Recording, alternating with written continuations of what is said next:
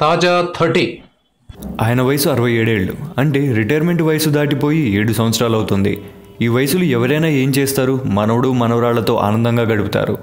జీవితంలో ఇంకా మిగిలిపోయిన కోరికలు జాబితా ముందేసుకొని వాటిని నెరవేర్చుకునే పనిలో పడతారు.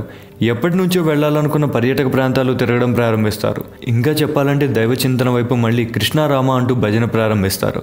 కానీ ఓ వ్యక్తి 67 ఏళ్ల వయసులోనూ రోజుకు 18 గంటలు పైగానే కష్టపడుతున్నారు. అది తన కోసం కాకుండా రాష్ట్రం కోసం. ఆయన పేరే చంద్రబాబు నాయుడు.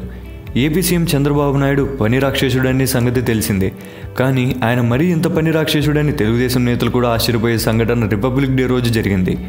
ఆ రోజు తెలుగుదేశం దళిత తేజం కార్యక్రమం ప్రారంభించాలని పార్టీ ముందుగానే నిర్ణయించింది. అందుకు సంబంధించిన ఏర్పాట్లు కూడా జరిగిపోయాయి. దావోస్ పర్యటనలో ఉన్న చంద్రబాబు జనవరి 26 ఉదయానికల్లా విజయవాడ చేరుకోవాలి.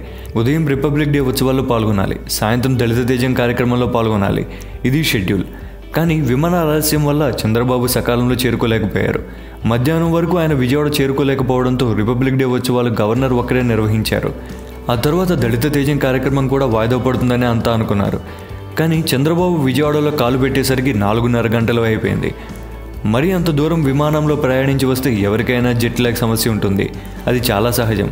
కనీసం 24 గంటలు విశ్రాంతి తీసుకోకపోతే శరీరం సహకరించదు. అందరిలా అయితే ఆయన చంద్రబాబు ఎందుకు అవుతారు? విజయవాడలో దిగగానే ఆయన 5 నిమిషాల్లో దళిత తేజం కార్యక్రమం కోసం రెడీ అయిపోయారు. తన వల్ల ఇబ్బంది కలగకుండా కార్యక్రమం ప్రారంభించేశారు. పని పట్ల చంద్రబాబు నిబద్ధత చూసి తెలుగుదేశం నాయకులు మరోసారి నోరు వెళ్ళబెట్టారు. That is Chandrababu. Thank you viewers. ఈ వీడియో మీకు నచ్చితే లైక్ బటన్ టచ్ చేయండి. తాజా 30 ఛానల్కు సబ్స్క్రైబ్ చేయండి. మీ మిత్రులకు షేర్ చేయండి.